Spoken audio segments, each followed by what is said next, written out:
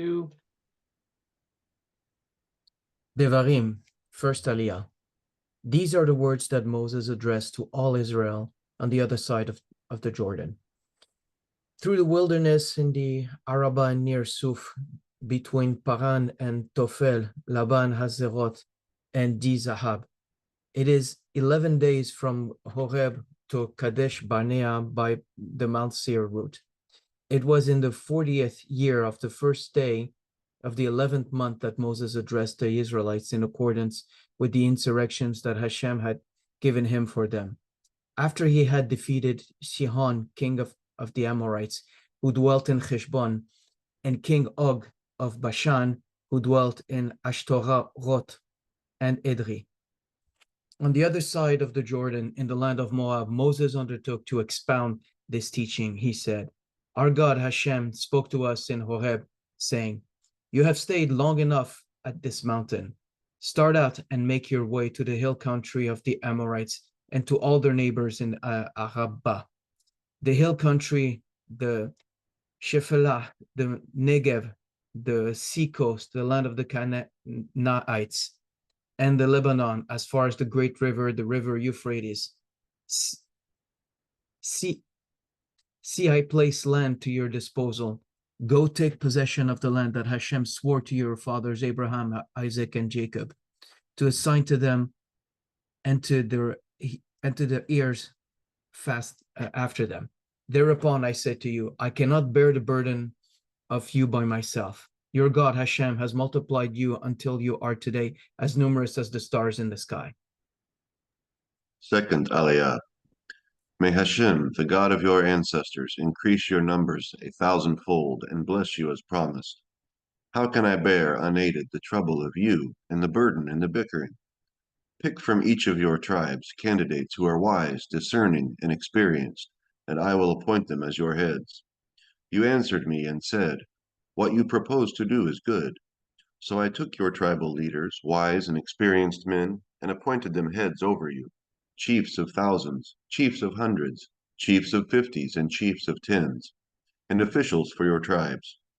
I charged your magistrates at that time as follows: hear out your fellow Israelites, and decide justly between one party and the other, be it a fellow Israelite or a stranger. You shall not be partial in judgment. Hear out low and high alike. Fear neither party, for judgment is God's, and any matter that is too difficult for you, you shall bring to me, and I will hear it. Thus I instructed you at that time about the various things that you should do. We set out from Horeb and traveled the great and terrible wilderness that you saw along the road to the hill country of the Amorites, as our God Hashem had commanded us. When we reached Kadesh Barnea, I said to you, you have come to the hill country of the Amorites, which our God Hashem is giving to us. See, your God Hashem has placed the land at your disposal. Go up, take possession, as Hashem, the God of your fathers, promised you. Fear not, and be not dismayed. Third Aliyah. Then all of you came to me and said, let us send agents ahead to reconnoiter the land for us and bring back word on the route we shall follow and the cities we shall come to. I approved of the plan, and so I selected from among you 12 participants, one representative from each tribe. They made for the hill country, came to the Wadi Eshel, and spied it out. They took some of the fruit of the land with them and brought it down to us, and they gave us this report. It is a good land that our God Hashem is giving to us. Yet you refused to go up and flouted the command of your God Hashem. You sulked in your tents and said, is it out of hatred for us that Hashem brought us out of the land of Egypt to hand us over to the Amorites to wipe us out? What kind of place are we going to? Our brothers have taken the heart out of us, saying, we saw there a people stronger and taller than we, large cities with walls sky high, and even Anakites. I said to you, have no dread or fear of them. None other than your God Hashem, who goes before you, will fight for you, just as God did for you in Egypt, before your very eyes, and in the wilderness, when you saw how your God Hashem carried you, as a householder carries his son, all the way that you traveled until you came to this place. Yet for all that, you have no faith in your God Hashem, who goes before you on your journeys to scout the place where you are to encamp, in fire by night and in cloud by day, in order to guide you on the route you are to follow. Hashem heard your loud complaint and became angry. He vowed, not one of those involved, this evil generation, shall see the good land that I swore to give to your fathers. None except Caleb son of Jephunneh.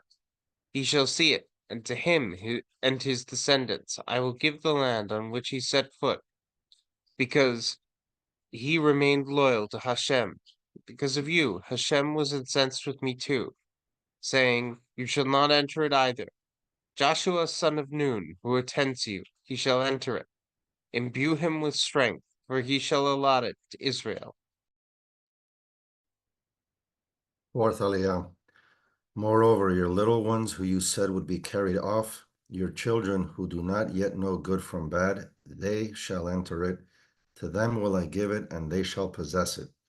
As for you, turn about and march into the wilderness by the way of the Sea of Reeds.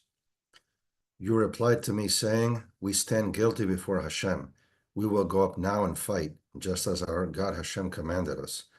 And the men among you each girded yourselves with war gear and recklessly started for the hill country. But Hashem said to me, warn them, do not go up and do not fight, since I am not in your midst, else you will be routed by your enemies.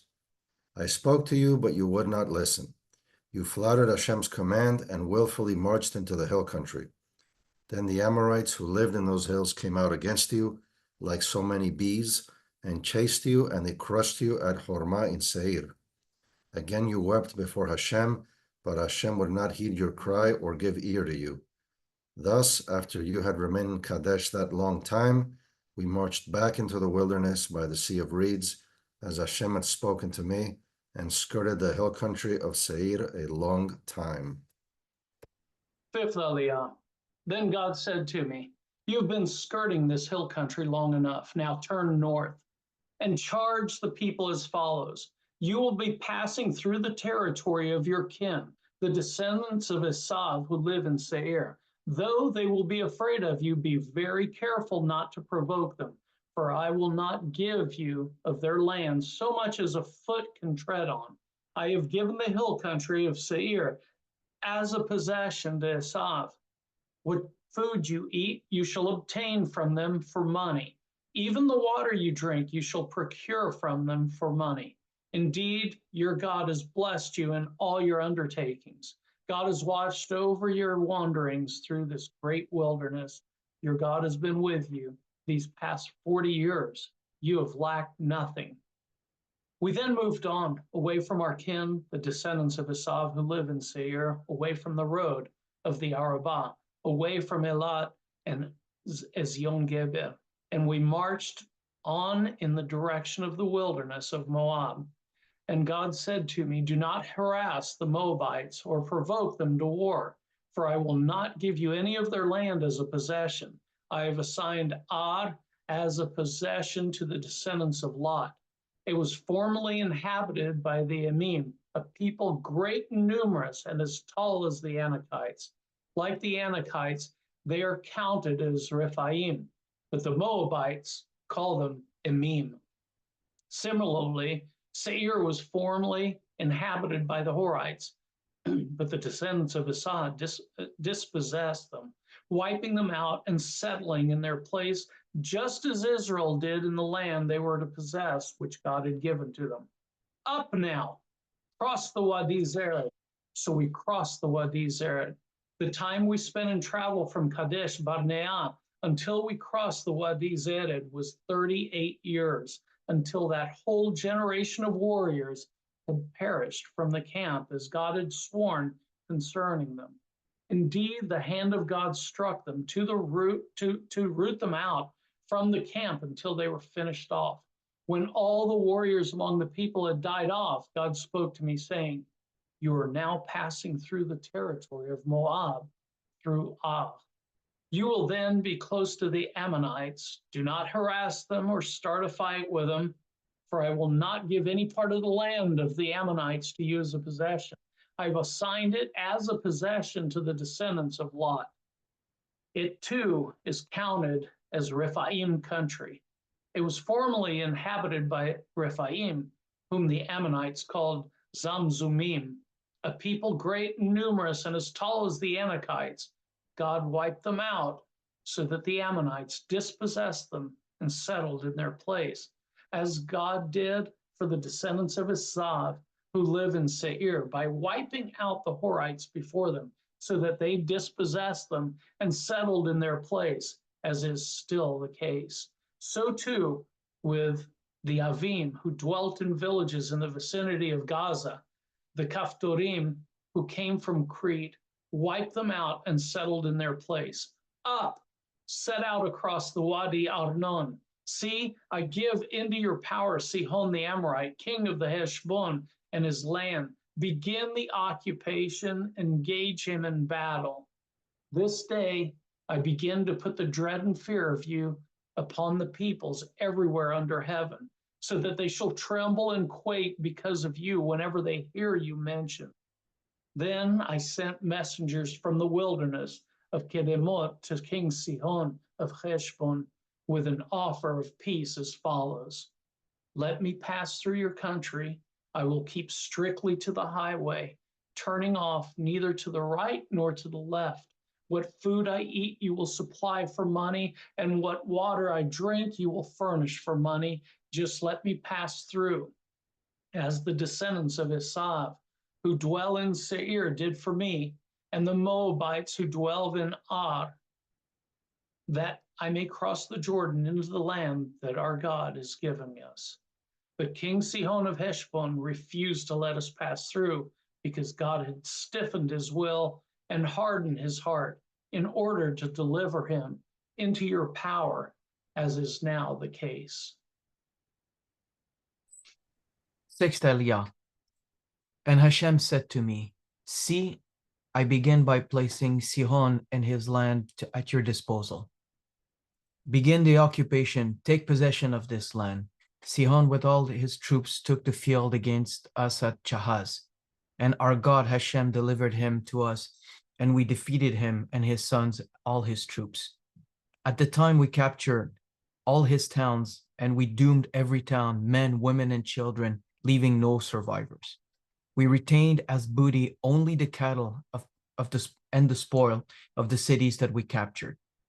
From Aroer, on the edge of Arnon Valley, including the town of Valley itself, to Gilead, not a city was too mighty for us. Our God Hashem delivered everything to us.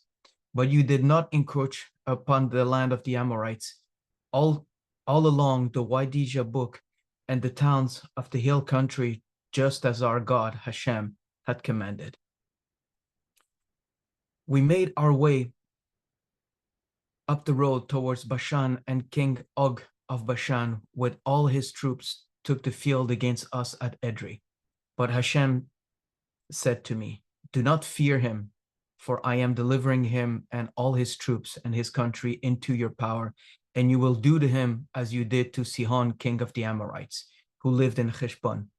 So our God Hashem also delivered into our power King Og of Bashan with all his troops, and we dealt them such a blow that no survivors was left. At the time we captured all his towns, there was not a town that we did not take from them. 60 towns, the whole district of Argob, the kings of Og in Bashan. All those towns were fortified with high walls, gates, and bars, apart from a great number of unwalled towns. We doomed them as we had done in the case of King Sihon of Heshbon. We doomed every town, men, women, and children, and retained as booty all the cattle and the spoils of the towns. Thus we seized at the time from 2 Amorite kings the country beyond the Jordan, from the Wadi Arnon to Mount Hermon, Sidonians called Hermon Sirion, and the Amorites called the Sinir. All the towns of the tableland and the whole Gilead and Bashan as far as Salach and Edrei, the towns of Og kingdom of Bashan. Only King Og Bashan was left in the remaining Rephaim. His bedstead and iron bedstead is now in Rabbah of the Amorites. It is 9 cubits long and 4 cubits wide by the standard cubit. And this is the land which we apportioned at the time, apart from Aroer along the Wadi Arnon, with part of the hill country of Gilead and his town, I assigned to the Reubenites and the Gadites. The rest of Gilead and all of Bashan under Og's rule, the whole Argob district, all the part of Bashan which is called Rephaim country, I assigned to the half-tribe of Manasseh. Yair, son of Manasseh, received the whole Argob district, this is Bashan, as far as the boundary of the Geshurites and the Maccathites, and named it after himself, Havot Yair, as is still the case. 7th Aliyah. To Machir I assigned Gilead, and to the Reubenites and the Gadites I assigned the part from Gilead down to the Wadi Arnon, the middle of the wadi being the boundary, and up to the Wadi Javok, the boundary of the Ammonites. We also seized the Arabah, from the foot of the slopes of Pisgah on the east to the edge of the Jordan, and from the Kinnereth town down to the sea, and the Arabah, the Dead Sea. At that time I charged you, men of Reuben, Gad, and Manasseh, saying, Your God Hashem has given you this country to possess. You must go as shock troops, warriors all, at the head of your Israelite kin. Only your wives, children, and livestock, I know that you have much livestock, shall be left in the towns I have assigned to you. Until Hashem has granted your kin a haven such as you have, and they too have taken possession of the land that your God Hashem is assigning them beyond the Jordan, then you may return, each to the homestead that I have assigned to him. I also charged Joshua at that time, saying, You have seen with your own eyes all that your God Hashem has done to these 2 kings. So shall Hashem do to all the kingdoms into which you shall cross over. Do not fear them, for it is your God Hashem who will battle for you.